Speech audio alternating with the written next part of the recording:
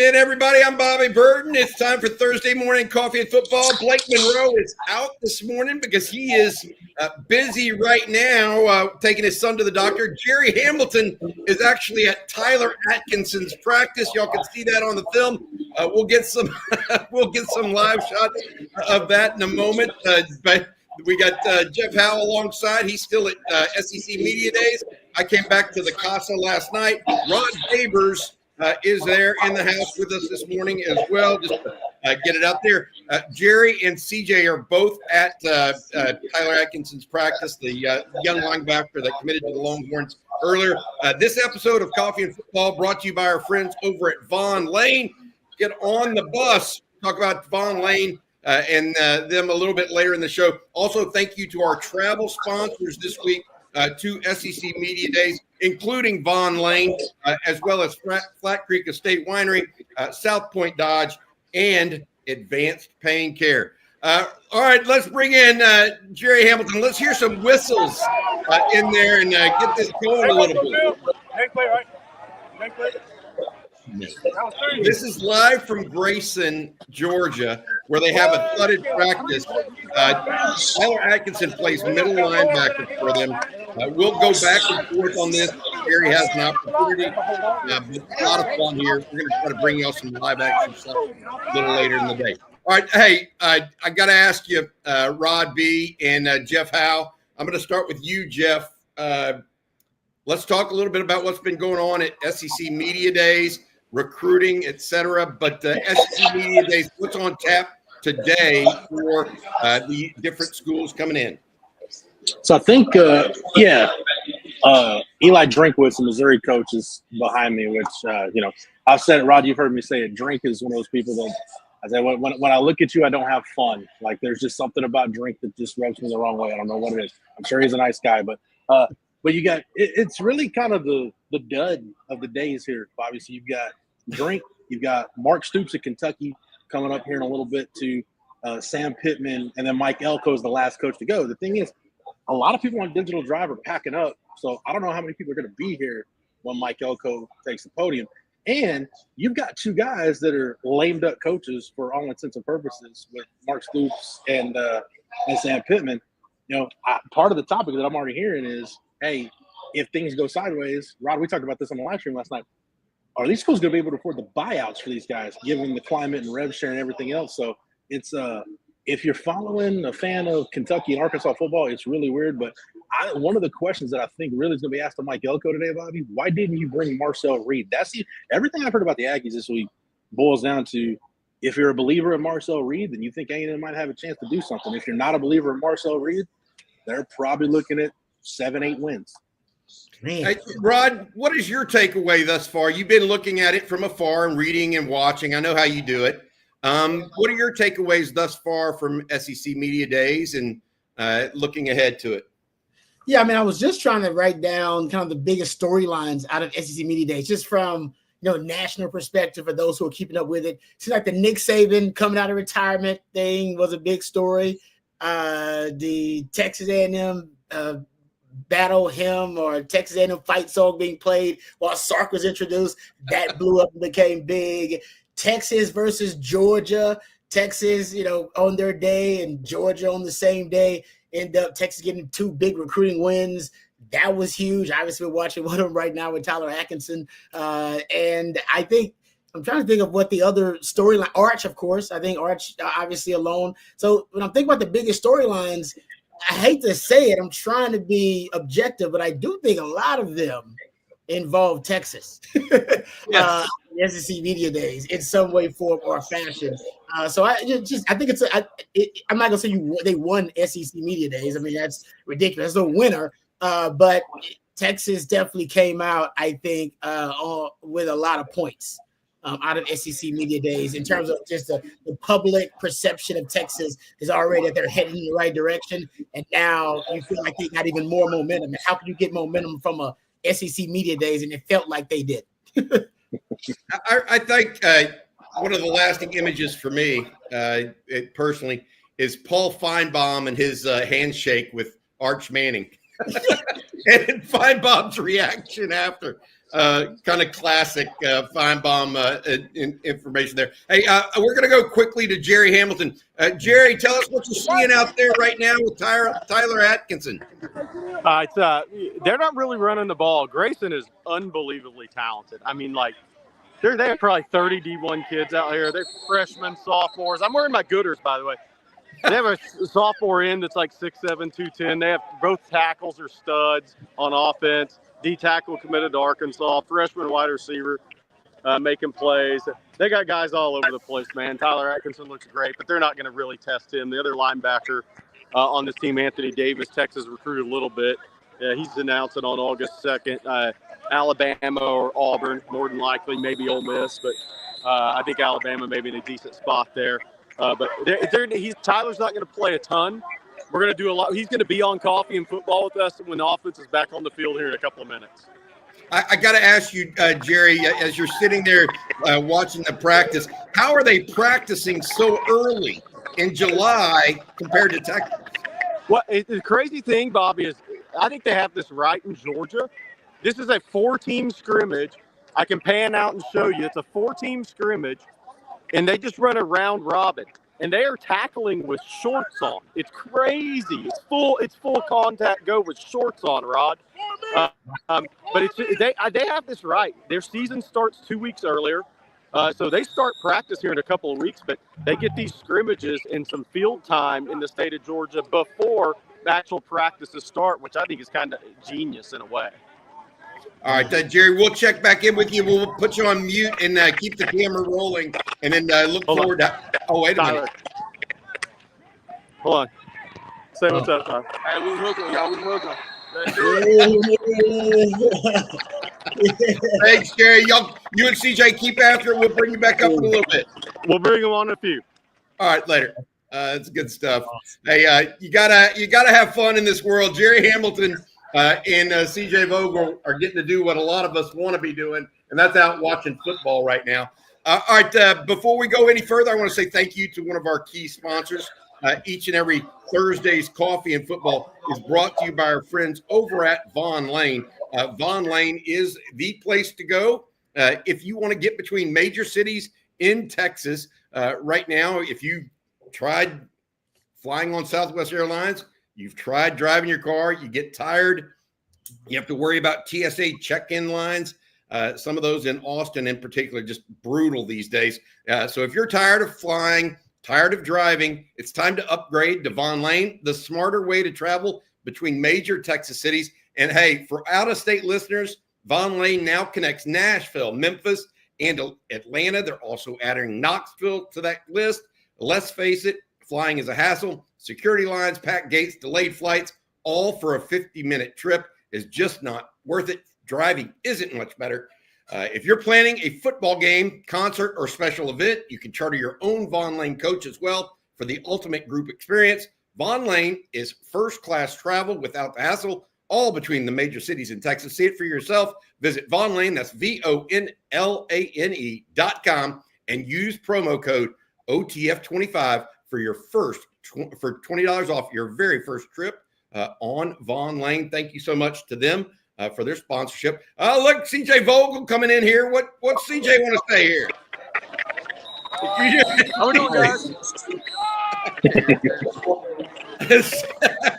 CJ's just having fun. Hey, we're going to get to some questions and comments as they go around and look a little bit at the different games, at the different things going on there at the Grayson practice this morning in Daxville, Georgia, I think is where they're at. Rod and Jeff, we looked at this. There was actually a good thing that CJ came up on the screen there, because one of the things that the three of us talked about wanting to talk about this morning had to do with an article that CJ wrote on Tuesday.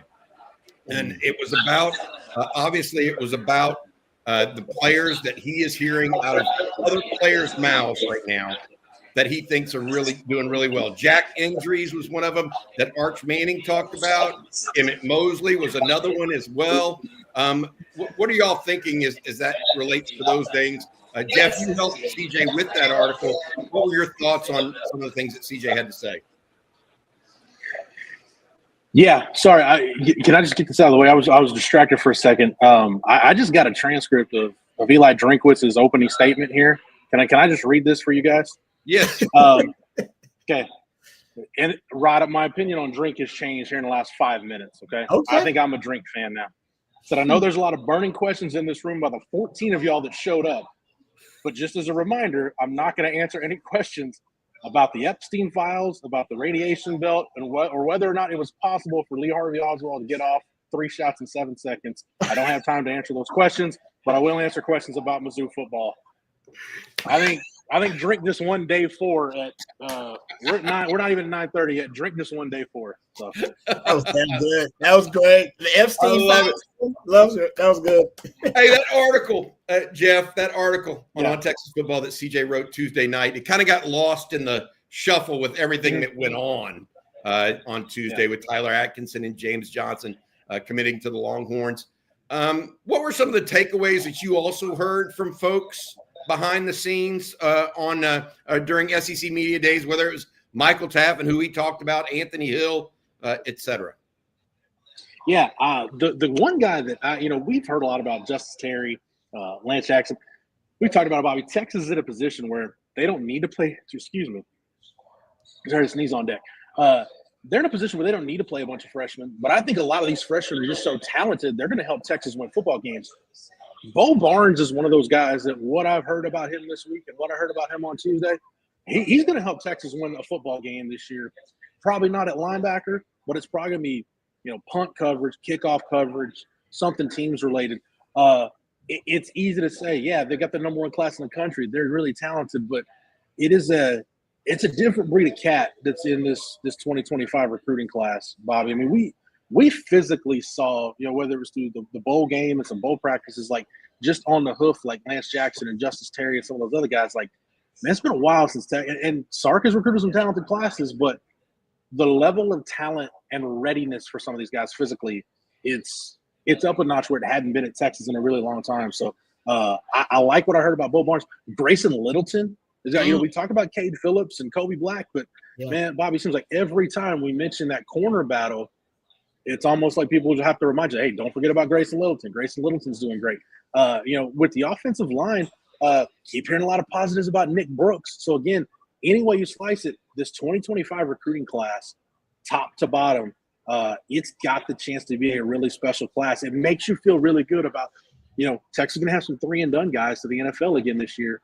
But even once these guys cycle out, you've got talented depth now. That's what was really reinforced for me this week. And Rod, we talked about talented depth for a decade plus now. Texas has it now, and then they've got it in this 2025 class is going to play a big part of that this year. Rod, did you see any names on that list that CJ kind of put out there that sparked your or drew your attention? No, the Grayson Littleton one is really interesting to me because that's a name I didn't expect to hear so early. And I think there are a lot of guys that potentially could, contribute in certain ways, whether it be special teams or even actually in a rotation early from that freshman class because they're so talented. Maybe situation. We talk about the NASCAR package, which I love. That's where Colin Simmons broke out last year. 7 of his 9 sacks came in that NASCAR package. You can throw a guy like a Justice Terry. I heard, Jeff, you talk about Lance Jackson potentially could be one of those guys. So I think situation, a lot of guys. But Grayson Littleton, that was a little surprising to me and pleasantly, obviously a surprise. Oh, Jerry's back. All right, let's have Jerry bring. Let's bring Jerry Hamilton in here with Tyler Atkinson. Jerry, how you doing, man? Take it away. Interview Tyler for a little bit. Tyler, just happy to have this decision behind you, and why Texas for the Texas fans? Oh yeah, Texas got a great place. Great atmosphere, great coaches. The fit. I just feel like I accomplished everything I wanted at Texas. When it comes to the positions, you got the linebacker youth right now. So I ain't gonna lie, like Texas was just a great opportunity for me and a great place I want to be at and lead up for the next 3-4 years. Anybody gonna run the ball at you here today? Doesn't look like it. Hey, I ain't gonna lie, it all starts from the D line. Y'all are dominating. Oh, yeah. Thanks, Tyler. We'll get more with you later. Yes, sir. Okay, there we go. Good stuff. Good stuff, Jerry. Hey, when you're out there, I can see it's a little humid in Dacula, Georgia this morning. Yeah. what's going on? What else is going on? Kind of describe the scene again for folks that just now joining us. Yeah, it's different in the state of Georgia. There's a 4-team scrimmage, and they do a round robin, and they do 15 minutes of offense, 15 minutes of defense per Georgia State rules. So they get 30 minutes with one team, 30 minutes with the other. I think they can round robin all three, and then they'll do some red zone stuff. But it's very, the rules in Georgia I actually love. They're out here full speed tackling with just shoulder pads and shorts on, which is really, that's odd. But they let the kids have full contact here in the summer 2 weeks before their season starts. Their season starts 2 weeks earlier. So practice starts earlier here than it does in Texas by about 2.5 weeks. So it's the rules are different here, and I love it. I love what they're doing in the state of Georgia because these kids are actually out here.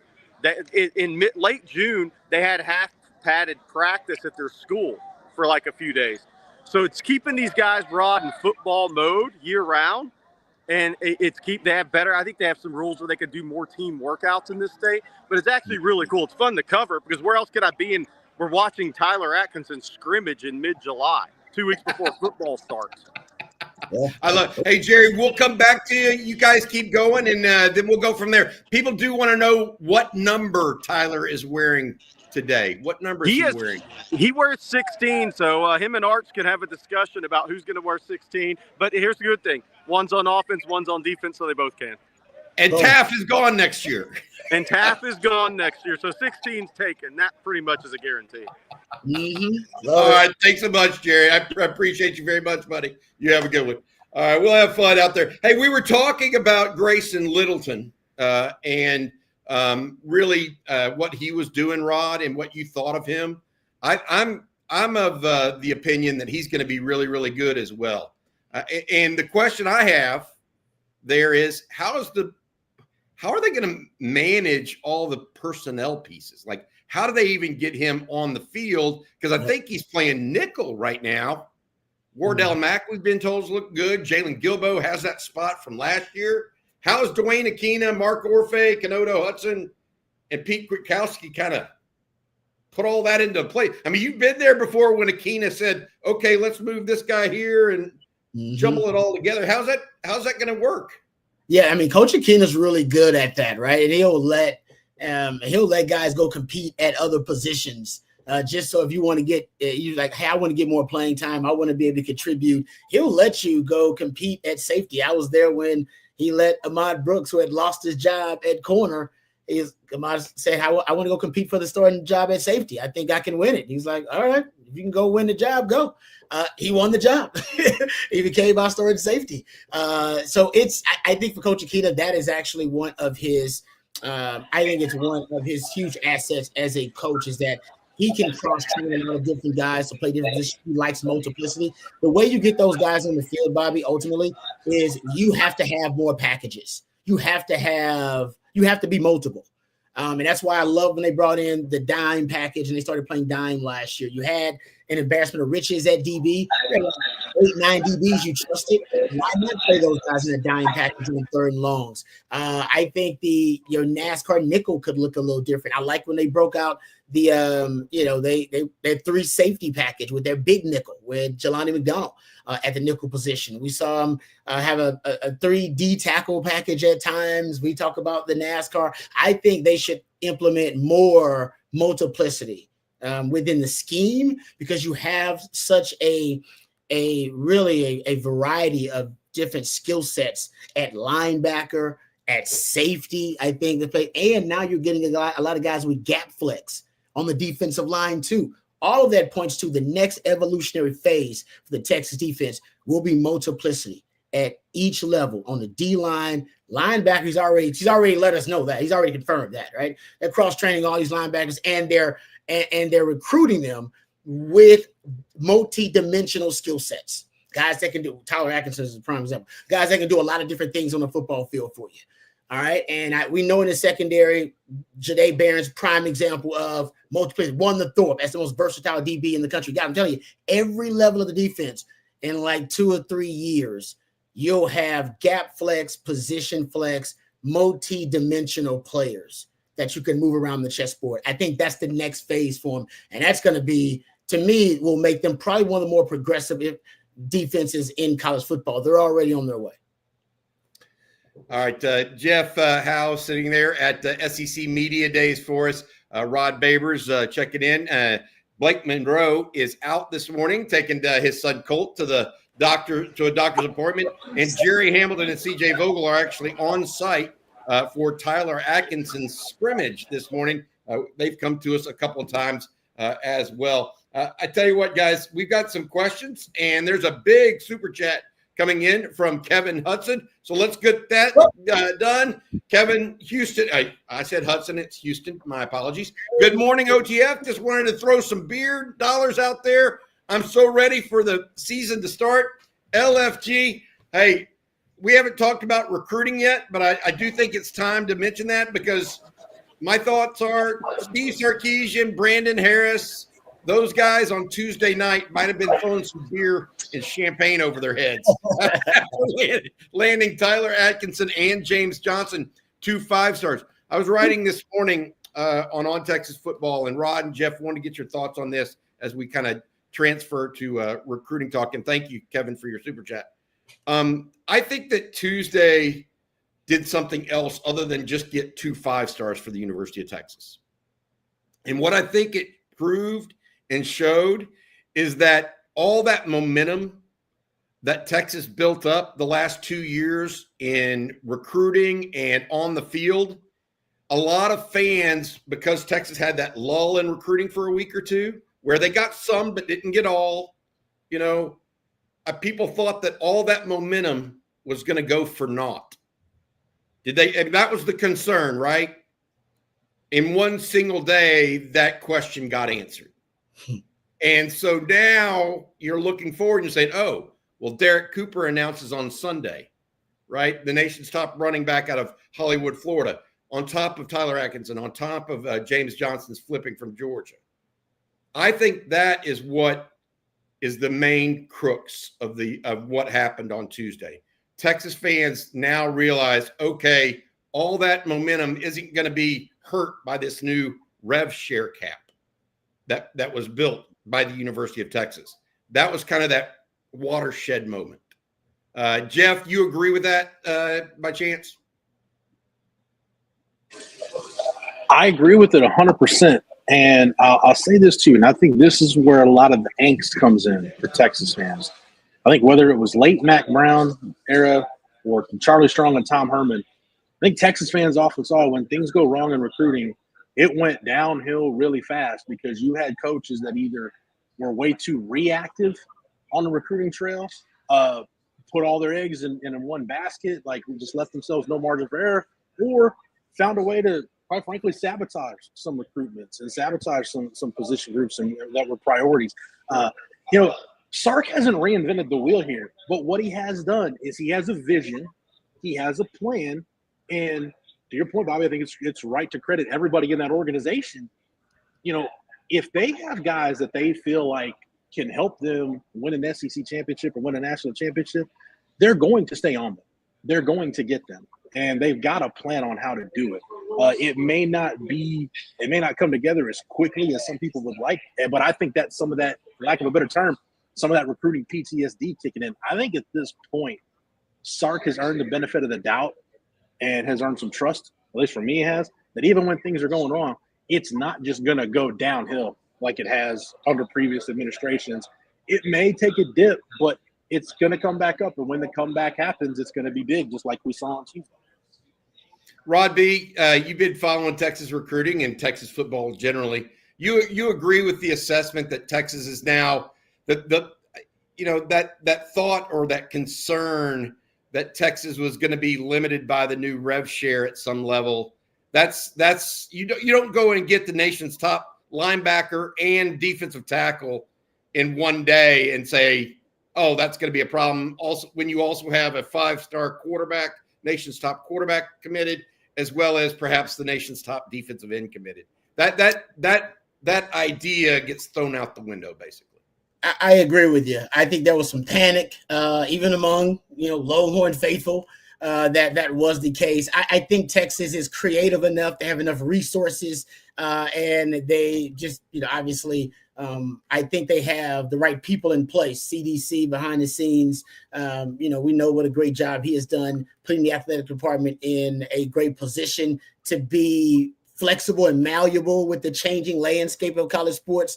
So I think Texas ultimately they have a look at it. Oh, look at the feet. Look at the feet. But I think Texas has a plan. I just don't think we know what the plan is. And I think ultimately Sark is starting to reveal it slowly but surely. He said a little bit even at the SEC Media Days, right? Like, hey, we don't lead with NIL. We figured that was the case, but now we have confirmation of it. So I think even at the top when it comes to revenue sharing and how Texas is going to transform their NIL, kind of their NIL fundraising as well with the new landscape. I just think it takes a little bit of while for Texas to, obviously implement their own method to it.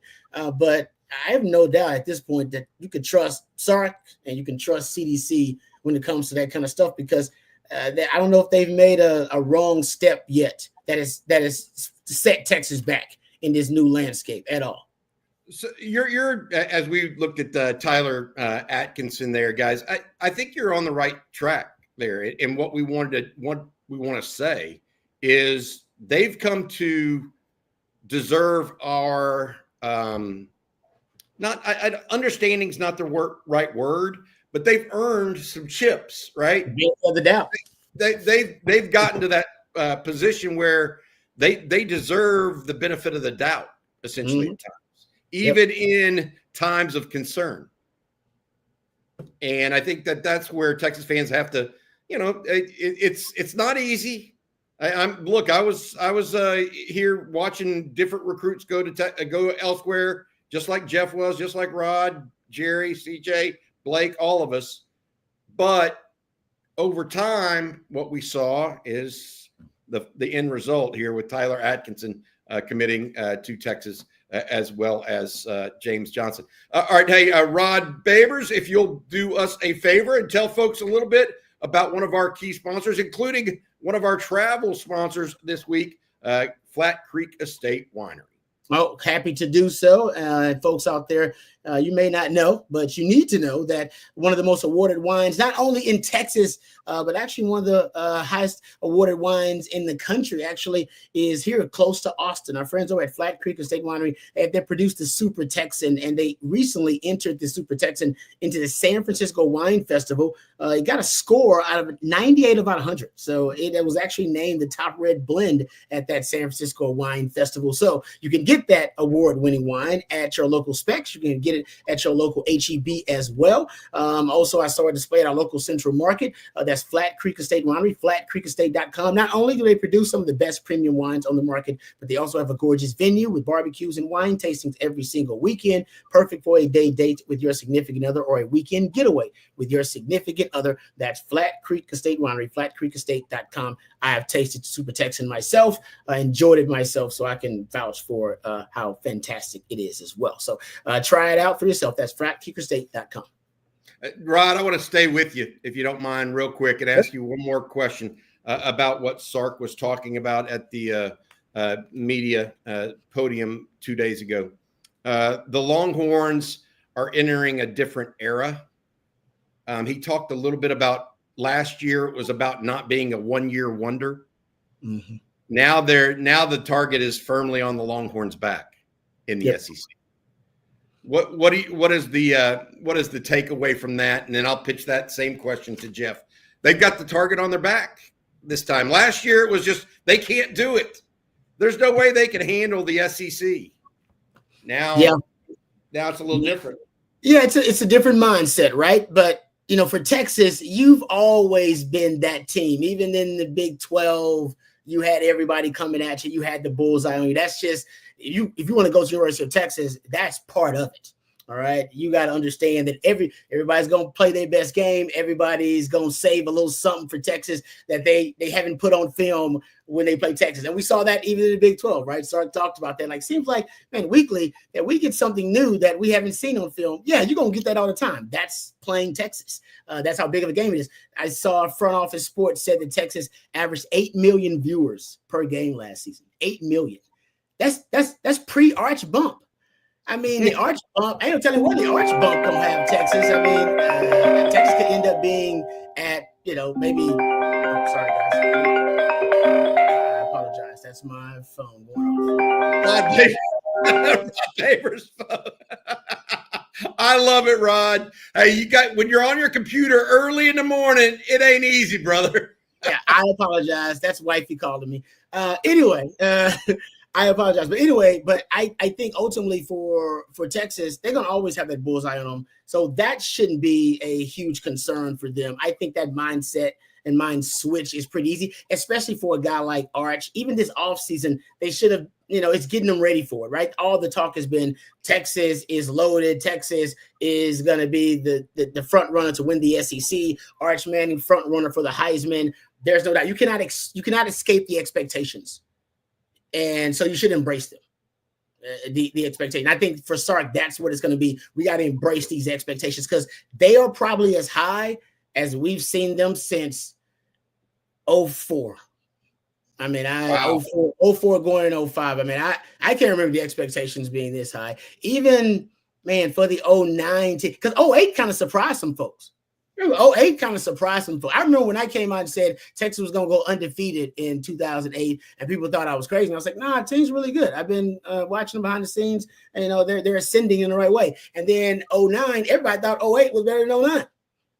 Everybody thought Texas had lost too much for 09 to get to the national title. And then, hey, they got to the national title. But expectations-wise, we haven't had a build-up like this since 05, and everybody knew 05 was going to be good. And I feel like that's this team too. And I thought 2026 would be more the year that they would be in a prime position to win a national title. But it seems like it's coming a year earlier. Feels like it is. Jeff Howe, going from the hunter to the hunted. What are your thoughts on that? On what Steve Sarkisian had to say? I'll tell you why. This goes back to what we were talking about a minute ago with the recruiting piece too. We can talk about NIL and all this other stuff. The part that we don't need to lose track of, because as we've deconstructed what's been wrong. I saw a comment from Smooth and I see that Alabama logo, so I know whenever Smooth is going to comment in the chat. Why was Texas down for so long from 2010 to 2021? If you boil it down to it, it's player development is really what it boiled down to. And there's a lot of things that go into that, but the fact that I don't think Sark gets enough credit for the fact that they have handled the player development piece maybe better than I've ever seen it done at Texas. Like, go back to year one, right? Even through the 5-7 mess. By the time you got to the end of the year, you started looking around. You're like, you know what? Janae Barron and Barron Sorrell and Jalen Ford, and some of those guys are going to be here for a minute. Like, even like a Hayden Connor on offense. Like, these guys got better as the year went on. And we're seeing guys continue to get better. That's why I'm so excited about the 2025 class, because they're just starting on the player development track. So I have no problem embracing the expectations, and I don't think Texas fans should either. I don't think anybody with a dog in the fight with Texas should, because they've got player development figured out, probably like I've never seen it figured out at Texas. And now that you've got that, you've got a top 3 roster in college football. And yes, it's talented, but it's also been developed, and it's been developed properly. All right, we're looking here at Jerry Hamilton on site for Tyler Atkinson's practice this morning. He is at middle linebacker there with the orange shoes, if you can see him. I think he's up on this play, so you guys will get to see that as we talk a little bit. Our travel sponsors, once again, for this week, and we really appreciate them, because whether you guys realize it or not, we had 6 people in Atlanta this week, which was, I think, the most of any Longhorn media outlet in SEC Media Days. That would not be possible without y'all's support, as well as the support of our sponsors. And I want to thank again Von Lane, Flat Creek Estate Winery, South Point Dodge, as well as Advanced Pain Care for helping that make it possible for us this week. Again, we're watching Tyler Atkinson out of Grayson, Georgia. He is the middle linebacker. We'll see what they do on this play. Jerry said they hadn't been running the ball much, Rod. What do you think here? We'll see what he does. They're throwing it. There you go. Oh. No. He's a little – I don't know if that was a PBU. I couldn't tell. It was an incomplete pass. It's quick game though against that defense. So yeah, won't hold the football too long. Understandably so. All right, I'm going to keep that on the mainframe, and then we're going to go to the next. We'll go to the next question here. Jerry's Jack Links. Texas joined the SEC for their own reasons, but I think they also knew that they were dragging their rivals into the deep waters of the SEC just to drown them. Partially joking, but it looks like it may end up happening. So the question there is, Rod and Jeff, does Texas somehow, I mean, they came in perfect, had a great first season. Does this make A&M and OU possibly a little less important in the overall panorama of college athletics? And that's the question, right? I think A&M's in a better place than OU. I feel like, because I feel like A&M, they can still spend. A&M's got a culture problem, not a money problem. Oklahoma, they're hinting they got a money problem, that they don't want to, obviously keep up with the biggest spenders in college football these days. And not saying you can't be successful otherwise. They got a formula that they've already talked about. Jim Nagy says that he's going to try to get value, right? The 3 stars that are actually the 5 stars based on their own rating system. That's risky. And they're losing Joe Castiglione, who is a legend. I mean, he's one of the greatest athletic directors in the history of college sports. And he's leaving them at a very inopportune time where the landscape is just crazy and nobody really knows how to navigate it, let alone losing a legend like that. So I just feel like Oklahoma's in a place where they could spiral. But Kim Kardashian, Nicki Minaj, Serena Williams size, Cardi B size, Megan Thee Stallion size, but if this kid John Mateer is a real deal, we've seen quarterbacks save jobs before. And if all if this young man can replicate what he did at Washington State, I think they'll be able to at least keep it from spiraling and somehow be able to stabilize the program. But they got a tough schedule though. So that young man is not the real deal. It could get ugly for Oklahoma. It could. I gotta think that at this point, and I'm not sure what's going on with my layout here of the live stream, but I've got to think that as we look at it, Oklahoma has to worry about becoming Arkansas. Mm-hmm. And if you remember this, what happened with Arkansas when they were in the Southwest Conference, they were an outlier of sorts. All the other teams were in the state of Texas, and then there was Arkansas. Then they moved to the SEC, and they became the furthest away team in the SEC and didn't really have an endemic recruiting market that they could hit on. And then Arkansas, for lack of a better term, became an also-ran. And I mean that, great university, great fan base, not trying to diminish them, but they weren't a proverbial national power like they had been at times during the Frank Broyles era and even Lou Holtz, et cetera, some other times as well during the years. I have to wonder if Oklahoma now, in some ways, is an outpost of the SEC. It's the furthest one away geographically. Just that in Missouri, I got to wonder if that's part of it, and if that's not something they're going to have to deal with long term. So, good stuff. Hey, Jeff Howe, I got this one for you, buddy. Okay. You were there for the media scrum. Dave Parcells is supposed to know, will Arch win a natty? What do y'all think? Man, I'll tell you what. Kind of the definitive statement moment for me at here. Right down here, kind of behind me on the floor, Michael Taft was asked about, hey, who's the best competitor on the team? And Arch was across the room, and he said, I don't want to single out anybody on the defense. I don't know what the hell's going on down there. Somebody's having a rally or something. I don't know. But he points across the room at Arch and says, I don't want to single out anybody on defense, but that guy over there, that guy is the toughest competitor and the hardest worker on our offense. And I think when you've got a guy that's that talented, that understands, look, we talk about the life in a fishbowl that is being a quarterback in Texas. Like, Arch has been ready for something like that his whole life. when you've got a guy that understands it like that and is really talented, but then he's your hardest worker and he competes every day and he's elevating everybody to the level where he's at, that's Vince Young stuff, fellas. That's when you got something special. Rod B, does Arch win a natty at Texas? This is kind of that proverbial question we all have. I mean, because one of the things that you said, Rod, is you said this reminds me of 04 earlier. And 04 was the year before the year. It was the year before the year. We knew it was building, but it was the year before. I feel like that. I've said 2026 is the year. That's the year I've said it. But I will admit 2025 does seem like it's a bit open. I don't know if there's a for sure front runner that everybody says, oh, that team is definitely going to win the national title. And Texas could easily be one of those. It's a playoff. I mean, playoff, anything can happen. So I'm going to say, yeah, Arch is going to win the natty. Because if he doesn't, let's all admit we're going to all be disappointed. Let's just say it right now. And those are ridiculous expectations for any human to live up to. I don't care if you're a Manning or not. That we're basically saying, hey, national title or bust. Go do it, young man. And that's why it's unique pressure on him that I don't know if any college football player prior to Arch has had that kind of pressure.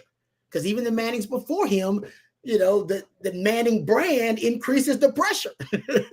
And, he sat, which quarterbacks don't do these days. He sat behind Quinn Ewers for a while. So, yeah, I think he will win one. If he doesn't, we'll be disappointed. We all know that. But that's okay. That's all right. I think it has to be, though, too, Rod, with respect to Arch is dealing with something no Texas quarterback has dealt with before, which is his path to a national championship is going to be infinitely harder. There's more obstacles to it. Like, think about, if you're Texas, if you want to get to a national championship game, there's a chance you might have to beat Georgia 3 times in a season to do it, or at least play Georgia 3 times in a season to do it, or Alabama, or whoever. So I think that's what needs to be remembered too, because it's not always the best team in the country that wins the NCAA basketball tournament. Sometimes it's the team that got hot at the right time. We see the same thing in the NFL playoffs with the Super Bowl. I think you're going to see something similar with the college football playoff. You may be unequivocally the best team in the country and may not win a national championship. So I just think we need to keep that in perspective too when we're talking about Arch, because these are circumstances that no Texas quarterback has ever dealt with. Sure. All right, so we got some more super chats to get to, some more discussion there. Jeff's at SEC Media Days, final day, 4th day of SEC Media Days. I'm Bobby Burton alongside Rod Babers. This episode brought to you by our friends over at Vaughn Lane. It's also brought to you by our friends at Ridge Wallet. Going to tell you a little bit about them now. Ridge Wallet is my wallet of choice. Are you still carrying around the same bulky, overstuffed, and let's be honest, crusty leather wallet your grandfather had, or your father, or me at one time? It's time for an upgrade. Meet Ridge Wallet, the sleek, minimalist wallet that's changing the game. Ridge Wallets are extremely thin, yet can securely hold up to 12 cards plus cash without adding unnecessary bulk. Made from premium high-performance materials like carbon fiber, titanium, and stainless steel, Ridge Wallets are built to last. In fact, they come with a lifetime warranty, meaning this is the last wallet you ever need to buy. With more than 50 colors and styles, Ridge Wallet isn't just functional, it's personal. Whether you want sleek black forged carbon fiber or a brown, burnt orange colored wallet that features your favorite team, or one that just matches your vibe, they've got you covered. Right now, Ridge is having their once-a-year anniversary sale. Get up to 40% off at ridge.com/OnTexas. Just head to ridge.com/OnTexas to see their biggest sale of the year. Please show your support. Again, ridge.com/OnTexas. Use promo code OnTexas for Ridge Wallet. Guys, Jerry and CJ are out at Tyler Atkinson's practice. For those that are unaware, we're going to keep going here. We'll go back to Jerry and CJ in a little bit. We're going to go back to the chat line right now and start with Seth Alcozer. Seth, thank you so much for the very generous super chat. Will we see kids decommit from schools that aren't winning, even with big NIL deals? Jeff, your thoughts on the baseball draft. Jeff, I'll let you start with the baseball draft, and then I'm going to come back and answer my thoughts on the decommitment piece. Yeah, Caleb Freeman already signed with the White Sox. He was a Georgia State transfer. The White Sox, even though it was only $50K, they went into their bonus pool money for the first 10 rounds to sign him. So hey, he had an asking price. They meant it. Good for him. We expect Morocnick to be gone. The good news is, they've already gotten a commitment from a portal outfitter from LSU. Like Schloss and company at least prepared that they were going to lose some guys to the draft. So from that standpoint, they're good. It sucks because I was really looking forward to that outfield mix with Morocnick and then Freeman, wherever you're going to put him. Texas could have had a top 5 offense in college baseball with those two guys, but you still got Carson Tenney behind the plate, the Notre Dame transfer, maybe the best player in the country in 2026. So, and we'll see what Schloss does. Like I said, they've got a plan. Obviously, they would have loved to have Freeman and Morocnick, but not going to happen. But I like where this roster is, especially the fact that you got Carson Tenney out of the portal. You start building around him. You got a team that can get to Omaha. What about pitching? How are they doing on pitching for next year, Jeff? Yeah, the big thing was so Ruger Riojas, Luke Harrison, and Max Grubbs all decided before the draft that they were not going to make themselves available for the draft and come back to Texas. So that's a Saturday starter. That's maybe the top non-closer arm out of the bullpen. And then with Ruger, is he a Sunday starter? Is he a stopper? Is he a closer? I don't know. I think they want to use him more. If you go back to A&M, Schloss's last year there, how A&M used Evan Ashenbach, which he was a closer, but it's like, hey, if you've got, a midweek game and you want to bring him in to close it, or you want to bring him in on a Saturday if you need to get out of a bases-loaded jam to get a game that, you lose the first game of the series and bring him in to get you a win, they can use him a little more, kind of really get a focus and a vision for how they want to use Ruger. It was one of those deals, Bobby, where they kind of had to put him in the weekend rotation. They really didn't want to put him in a Sunday role. And then when Jared Spencer went down, they had to move him. They moved him to Friday. I just think Ruger got overused, and I just think he just ran out of gas at the end. So hopefully he's got enough in the tank to get through the conference season and then get into the postseason. All right. Thanks, Jeff, for that little tidbit there on Texas baseball. Will we see kids decommit from schools that aren't winning, even with big NIL deals? Yes, is my comment there. And particularly some of those schools that aren't winning, let's also think about something else as it relates to that. Coaching changes. Because there will be coaching changes. And you can bet your bottom dollar that no matter how big an NIL deal is, if you have a coaching change, you are going to get kids with second thoughts. That's just the nature of the beast. I mean, Rod, if Mac Brown wouldn't have been your head coach in December or January, and you had to make a decision by February back in the day, are you changing your mind? I mean, it's not just winning and losing; it'd be just the whole thing gets thrown in a uproar. Yep. Yeah, no, I totally agree. I think it was only smart to reassess. I think if everybody around you who's advising you, that your parents or even these days they have representatives, right? I don't know if they're agents, but they're representatives. They would tell you if there's a coaching change of any kind, you owe it to yourself to reevaluate and reassess things. So I think that's no matter what the money figure is. I think you still may come to the same conclusion, but you still should reassess things. And then if a team's 5-7, we've seen players do that to Texas. And Texas is as good a place as any to go play college football. And so my point being, as it relates to that, I definitely think you will see players open it up, no matter NIL, if they don't like what they're seeing going on the field. All right, Rick 76. Isn't this the first year Sark called this a championship roster? Sark is telling his team and the fan base the expectations are championship. He did use that term, Jeff. I was there in the auditorium with you on Tuesday. He said it was a championship roster. No questions asked, no excuses. But games have got to be played. What do you think? What do you think the mentality is that Sark's giving the team by putting that out there, Jeff? I think it's just a little reward maybe for all the hard work this team has put in. I think anytime you're a player, you love hearing your coach give yourself a vote of confidence. I think the difference with this team is there's some substance to the style. It's not all sizzle, no steak, so to say. Like they put in the work, and if you're around the players for any amount of time, you're around this program. They're not satisfied with getting to the semifinals the last 2 years. They're not satisfied with just getting to the SEC championship game. Like they got close enough to taste it, and they want to take a bite of it. Like they're looking at the top of the mountain right now. They can see the summit. They're not there yet, but they're hungry to get to the top, and it's a motivated team. And I think that's the biggest thing this team has going for them. And it's not that culture of entitlement where you expect to be there. It's, hey, we've put in the work because this is the standard. If you want to compete for a national championship, you want to compete in the SEC, this is the level of work and dedication that's going to take to get there. So I just think that Sark kind of maybe validating the work his guys have put in before. I mean, look, we all know camp is a grind. Whether it's like, it's not 2 days like it was back in the day, but it's still a grind to get through. And I think this is just Sark kind of rewarding his guys for a job well done, and they'll get into camp and proceed. But yeah, he to your point though, Bobby, he did say it's a championship roster, but he said we still got to go out and prove that we're a championship team. So it's that little reward. You done good, but hey, we still got that goal out there. We're still not done.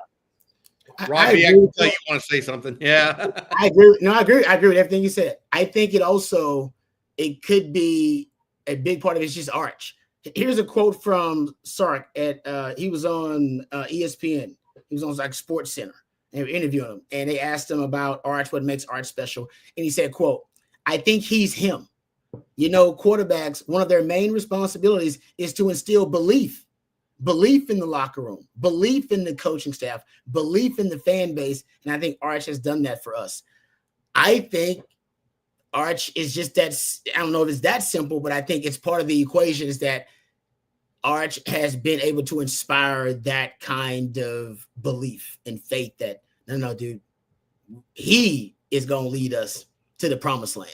And not that Quinn, couldn't have done it, but I think for the fans, and I think for that locker room too, and it maybe even for Sark, there is more confidence in Arch's ability to do it than Quinn. And maybe there was some uncertainty with Quinn, and they thought, all right, we got to be a certain type of a team with Quinn. I think they all believe, no, Arch is going to lead us to the promised land. I think that's part of it. I never heard Sark say that. He is him. He's him. I mean, that's just like you said, him saying that's a championship roster, him saying, oh, no, Arch, he's him. That's a bold statement to say. They say that on Twitter when they're trying to pump up somebody and talk about how great they are, that he is him. And I believe it too. But I think now they believe it more importantly in that locker room.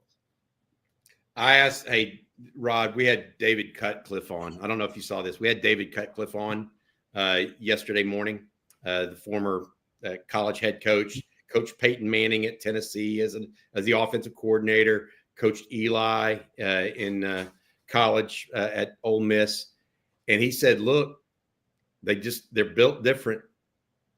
They're built different. They approach football with the detail and understanding of the nuance and the toughness and all of those things. So he is him. That's going to be one. Hey, you mentioned the promised land. So I think it's important to know that the promised land starts 44 days from now. The journey or the destination, whatever you want to call it. And when Texas goes and plays at Ohio State is 44 days from now. Rob Enfield says, number 44, Jackson Jeffcoat. I'm counting on an injury-free 2013. Also considered Winford Tubbs, two-time All-Southwest Conference linebacker, 92-93. Don't forget about Cole Pittman. Somebody that we lost way too early in life, former Longhorn as well. But Rob, thanks for taking us down memory lane there with Jackson Jeffcoat and Winford Tubbs, as well as Cole Pittman, as we say. All right, let's go to the loin girder next. Good morning, OTF, and thank you for all the amazing coverage this week. Jeff, it feels like even though we get elite QBs, the elite skill players at wide receiver don't really follow. Why is that? Do you agree? First of all, do you agree with that precept that Texas doesn't get elite wide receivers And then if so, why don't they get them? I don't agree with that at all. Whether it's traditional recruiting or the portal, I mean, Xavier Worthy was a first rounder. Matthew Golden was a first rounder. A.D. Mitchell went the second round. Ryan Wingo's got a legit chance to be a first round pick. I mean, it says, okay, take these guys out. Like, you got to remember, Ryan Wingo's in an insanely talented wide receiver class from the 2024 cycle. Jeremiah Smith and Ryan Williams and Cam Coleman. Yeah, and then I don't know how much you're going to see of Khalil Lockett, Jamie French this year. I don't know how much you're going to see of Michael Terry. Dalen McCutcheon came in probably in terms of readiness ahead of where those guys were. But I don't agree with that at all. Sorry, Lauren Gerder. I mean, that's just my opinion. I don't agree. I mean, you can look over the long haul and see points and times where Texas hasn't had elite skill talent, but anytime Texas has had an elite quarterback, I mean, Texas doesn't get Roy Williams, Sloan Thomas, and B.J. Johnson if they don't have Chris Sims. Vince Young still had Lima Sweet and some NFL caliber receivers. I mean, Colt McCoy had maybe the best wide receiver tandem we've seen in school history with Quan and Jordan Shipley the 1 year in 2008. So, yeah, I don't agree with that. I will go on record. I think that's the best combination they've ever had. At least the most productive. Quan and Jordan. Yeah, I think whether they were the most athletic, but with Colt, they were just an ideal match because they were exacting receivers and he was an exacting quarterback, if that makes sense. I mean, they did everything to a T, right? I've got some news on this as it relates to the question, Lauren Gerder, that you mentioned. I can see where he's coming from, actually. So I'm a little bit different than Jeff. I do disagree with him, but I think I can see where he's coming from. And the reason why is because Texas didn't get Jalen Lott this year. They didn't get Micah Hudson a year ago. They didn't get Evan Stewart the year before that. Right? I mean, or a couple of years before that. And I think that now that NIL's in play, I have a question for you. Would you rather have a super elite wide receiver or a super elite defensive end or offensive tackle? Rod, this yeah. Lends, well, hold a second, Jeff. This lends into what Rod has always said, right? That what are the premium positions, and the easiest one to find elite players at is actually wide receiver. It is. Because it's the most plentiful one, Loin Gerder. Mm-hmm. It's like there's a ton of wide receivers that are really, really good. There ain't a ton of offensive tackles that are really, really good. You agree with that as part of the answer to his question, maybe, Rod? Yep. I think I totally agree. Just trying to put things into perspective, contextualize. Right. Yeah, I agree with that. And so, I think it's all about your, what you think of an elite wide receiver prospect is or something like that. I think Sark has a very wide receiver friendly system. So I think wideouts love his system. And as Jeff has mentioned, now he can prove the NFL pipeline that NFL coaches value the skill sets of a Sark wide receiver, even though a lot of those guys are outliers. Sark's had a lot of outliers, which also I think is a compliment to his system at wide receiver. Like Xavier Worthy was an outlier, like guys that light who they'll usually get drafted high, but he ran the fastest time in the history of the NFL Combine. So outlier, we'll take him. Matthew Golden, usually NFL teams want to see a little bit more production overall in the career and even throughout the season. Matthew Golden really didn't blow up to what? Late in the season? Last half of the seasons when he blow up? Usually they want to see more production overall with larger sample size. But Matthew Golden ran a hell of a 40. So boom. And Devontae Smith was an outlier like that, right? To win the Heisman, and a guy, he was also kind of frail and drafted really high. So I think Sark's got some outliers in his system. I do think NFL coaches are going to like his wide receivers even more because they're getting bigger. We talked about that. Look how big they are now. Look at Parker Livingstone. Look at Ryan Wingo now. Emmett Mosley coming in. He's got a 6'2". They're bigger than the Matthew Goldens and Xavier Worthies and those guys. I still think he's gonna get his speed demons, but he's shifting at least the method to what the wide receiver acquisition, and I still think it'll benefit him in terms of that NFL pipeline. So All right. I agree with what Rod's saying there. It's a mix. I do want to say this because I just got texted this. I can't monitor the chat as well as I normally can whenever I'm hosting. But I was just John Burrows, one of our young fellows that works with us, texted me. He says that Loin Girder clarified in the chat. He's not talking about receivers historically, but just this recruiting cycle. I think that's NIL. Okay. I'm just going to be honest. Texas, from an NIL perspective, did not prioritize wide receiver maybe as much as some other places did from an NIL perspective. And that goes to your point, though, Bobby, about I know it does, and I think the position thing. Yeah. And then also, I mean, the guys I just rattled off with, whether it's Mitchell or Matthew Golden, even Isaiah Bond, even though his off-field issue kept it from being drafted. Like, I'd rather them spend their NIL funds in a recruiting cycle, a high school recruiting cycle, on line of scrimmage talent. Again, those three areas we're talking about: quarterbacks, those who can protect the quarterback, and those who can disrupt the quarterback. You can go get wide receivers in the portal. Like, Texas has gotten 2 premium round draft picks at wide receiver out of the transfer portal. I think that's probably Sark's biggest selling point for receivers, and probably where he should focus. I don't know the bulk of your recruiting efforts at wide receiver, but hey, if I'm a wide receiver coming out of my sophomore year, going into my draft eligible year, and I need one big year to increase my draft stock, hell yeah, I'll go play with Sark, because I've seen 2 guys just do it that increased their draft stock, and a third that, had he not messed up off the field, would have been drafted in the top 100 too. So so from that standpoint, I see what Loin Girder's talking about. But the catch is you can go find top-notch wide receivers in the portal. I got to ask Rod. There's 2 things that are just burning on my mind right now. One is I wrote an article this morning at ontexasfootball.com, and I mentioned Emmett Mosley. So I want to come back to that. But I've been wanting to know the answer to this question, Rod B. and Jeff.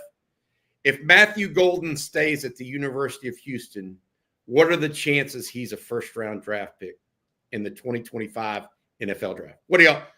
If he would have stayed at U of H, what were the chances he was a first-round less draft than 10%? I'll say less than 10%. But it might be lower than that. It might be less than 5%. Actually, he may be like 3% or something like that. Chance he would make it in first round.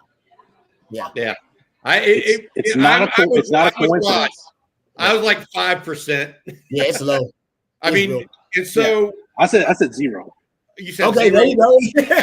Well, my thinking on this, and why I'm mentioning this with Loin Girder's question a little bit, is ultimately the proof will come through, right? You have these, as Jeff's talking about, you start stacking Xavier Worthy, Matthew Golden, Adonai Mitchell, Jordan Whittington. If it's DeAndre Moore this year or after this year, you start stacking so many that it's going to be easier to get those elite guys. And, there are going to be times still where guys go over the top with NIL, and you're not going to be able to stop that from happening. And that's just the way of the world. But I think you start stacking that consistency, all of a sudden people are looking at Texas a little bit differently from a outside perspective as it relates to receivers, as they should, in my opinion, right now, because I just said Matthew Golden, Jeff said 0, I said 5, Rod said 10% chance Matthew Golden's a first-round pick without playing at the University of Texas. All right, the other thing I want to mention as part of the piece on wide receivers, Rod and Jeff, I wrote an article this morning. I was talking to somebody last night about the new wide receivers at Texas and receivers generally. Emmett Mosley is legit. Okay. Just gonna put that out. That's what I'm being told right now from behind the scenes. He is absolutely, he's a great route runner. He's a hard worker. He's athletic and rangy. He's got some what do you call it, Rod? Catch radius. Oh, yeah. To him. And then the last piece was I was told that he may be the best 50-50 ball winner on the roster. Not a surprise, Bobby. I'll tell you why it's not a surprise. First of all, go watch the film. Not a surprise. Great stat, though.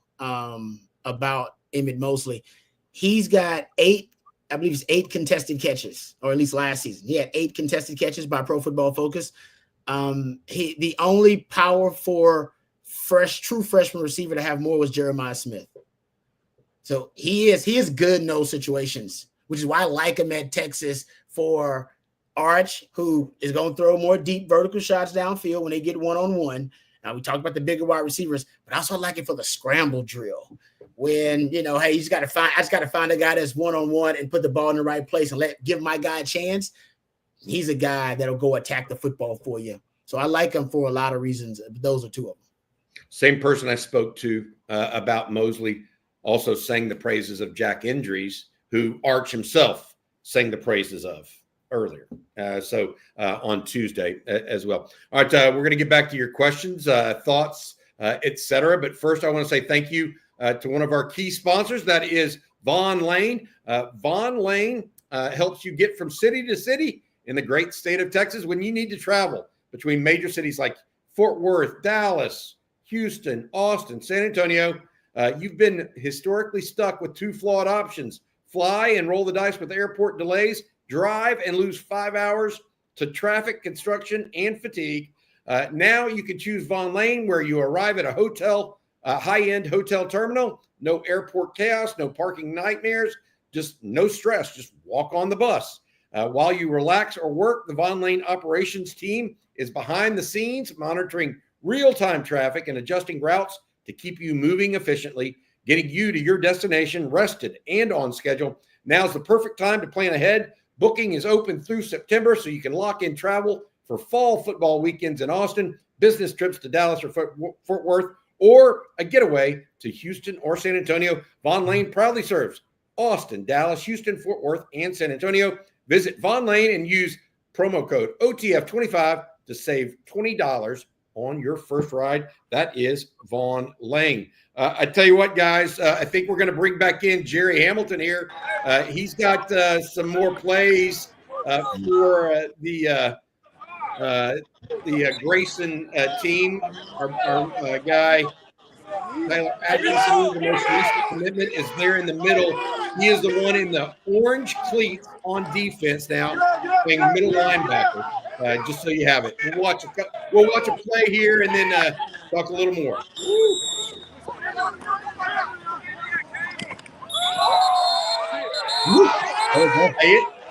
Rod, it's just fun to watch a little football. They get physical out there too. They're loaded too. Is this team they win a state title? Are they competing for state titles year in, year out? Yes, they are one of the most talented teams in the country. By the way, this same team last year produced Nick Brooks, the offensive tackle for the University of Texas that did so well. There's Atkinson coming straight up the middle. You got Stone there. Oh. Hey, that's pretty physical for just for helmet and shoulder pad, Rod. We're getting after that. What do you think? Man. See a couple more here. This looks like red zone drill, right? I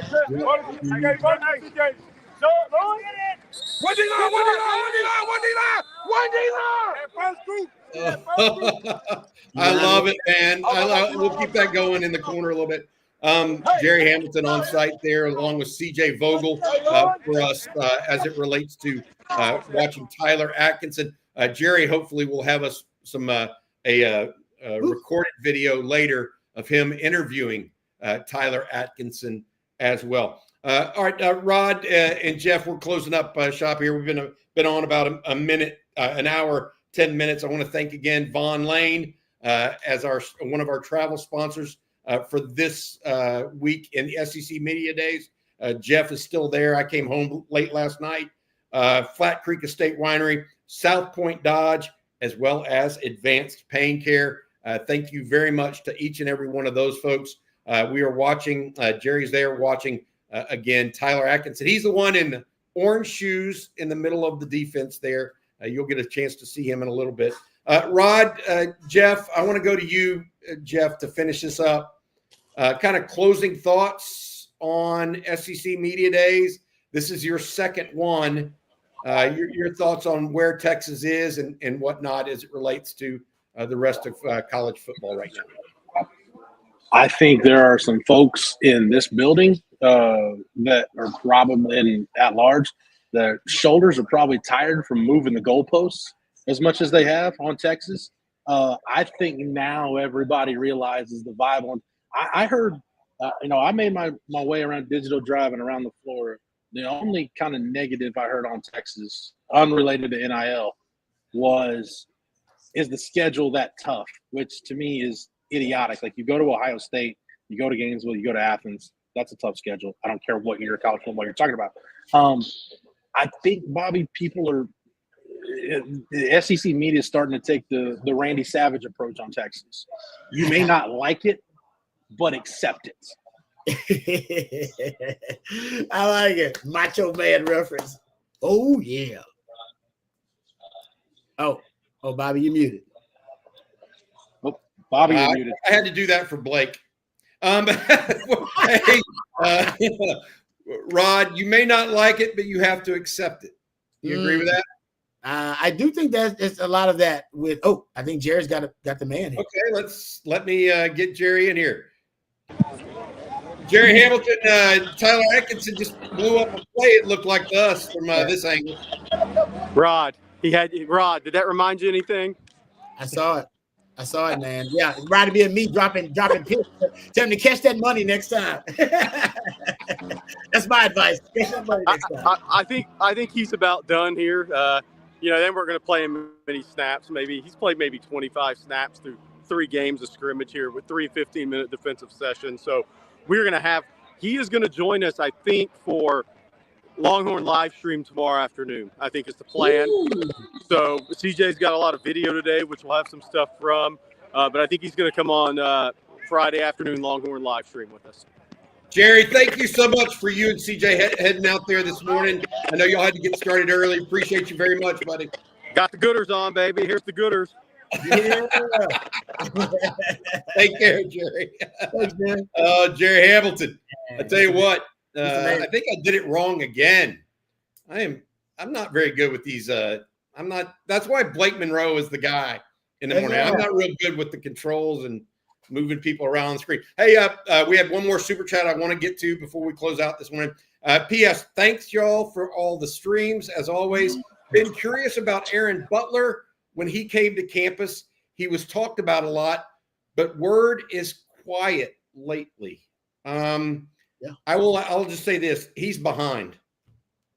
And I don't know how to put that without sounding like I don't want to down the young man, because I think he's trying and all these other. I just think he's behind. Like Dalen McCutcheon came in and moved ahead of him at the very same spot. So that's where things are at right now. Hey, Jeff, before we get going, did you have one more super chat you wanted to mention that y'all missed on last night or something that someone had texted you? Yeah, I just needed to find it. So this is from Colt Zeiler. He sent this in. Said, I'm a Horns fan from Phoenix, Arizona. The Sark and staff not recruit much out here. Love the show. Thanks, guys. Hook 'em. Bobby, that's one part of the country where I think, the state of Arizona, obviously you get Bijan out of there, so that's one place where you can plant your flag. I feel like that's a part of the country that if there are recruits in the state of Arizona, and I know Rod's got numbers on Phoenix metro area and how it's been growing in terms of producing NFL talent. I feel like kids from that part of the country kind of like Texas a little bit. I don't know if it's because the climate or whatever in Austin just kind of reminds them of Phoenix, or it's a big city vibe or whatever, but it seems like Texas, I kind of wish they would have recruited Arizona a little bit more, but they've got some presence in there. We'll just see if it grows. But yeah, they monitor the Phoenix area. I'll say that much. Yeah, and Bijan Robinson, obviously from Tucson. Texas did look at Cameron Hamil, the cornerback that's committed to A&M. Really, really talented player. Decided to focus elsewhere long term. So Texas definitely recruits out there. Jeff Banks, in particular, the current Longhorn tight end coach, has some real ties to that area. For example, Jeff Banks recruited Christian Kirk back in the day out of the Phoenix area to Texas A&M.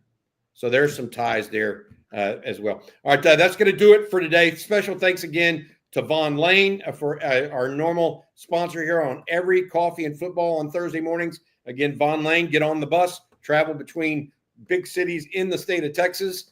Also, I want to say thank you to our travel sponsors, which include Von Lane, Flat Creek Estate, as well as South Point Dodge and Advanced Pain Care, as well as Ridge Wallet today, too. And also, thank you very much for the very generous super chats from Kevin, Jerry's Jack Links, David Parcell, Seth Alcozer, Eric Loingirder, and now PS as well. Thank y'all so much for everything. Rod, you guys will be back later today with the winning drive. Yes, sir. You and Coach Shipley, as well as CJ. CJ will be getting ready to head back home, but he can give you guys some firsthand accounts of Tyler Atkinson, as well as some more video that he's collected, perhaps in that winning drive hour. We also have football theory, and then we're back again tomorrow morning with Coffee and Football. If you are not a subscriber to ontexasfootball.com, we would ask you to become one. It's $39.95 if you use the promo code OTFOG and you're a first-time subscriber. That's OTFOG. Oh, wait a minute. Did we get a new super chat from Sarah O? Get Jerry some nuggets. Thank you, OTF, for your hard work and fantastic coverage this week. And always, truly the best in the biz. Thank you, Sarah O. Appreciate it. My wife enjoys chatting with Sarah O in the chat, by the way. All right. Hey, Rod B, Jeff, good luck closing out SEC Media Days. Everybody out there, you guys have a good week. Longhorns got to finish up this recruiting week with on this Sunday with Derek Cooper. Hopefully, I was told Longhorns, as of last night, still in the lead there. For Rod, for Jeff, as well as our producer, Matt Hutchinson, I'm Bobby Burton. You guys have a good week. Hook 'em. Hook 'em.